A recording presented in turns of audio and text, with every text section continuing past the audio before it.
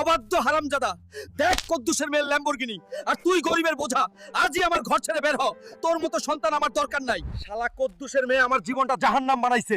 একদিন হেলিকপ্টার কিনে তোর বাড়ির ছাদের উপর নামাবো, এইটা হালকের কসম।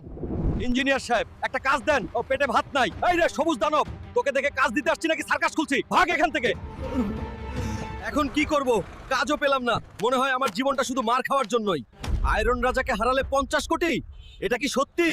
শোন গ্রামবাসী, কেউ আছে নাকি যে আয়রন রাজাকে হারিয়ে 50 কোটি জিততে পারবে? না থাকলে পরিষ্কার বল, তোরা সবাই নামর্দ। আমি লড়বো আয়রন রাজাকে, কিন্তু কেউ স্কিপ করিস না। লাইক দে, তারপর দেখ কিভাবে এই হাতেই রিং কাঁপিয়ে বদলানি। শেষ পর্যন্ত না দেখলে বুঝবি না।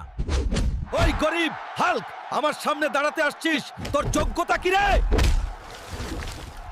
গরিব হাল্ক বলেছিলি না? এই নে, গরিবের খুশিতে আজই তোকে রিং এর বাইরে পাঠালাম। দেখ গ্রামবাসী, গরিব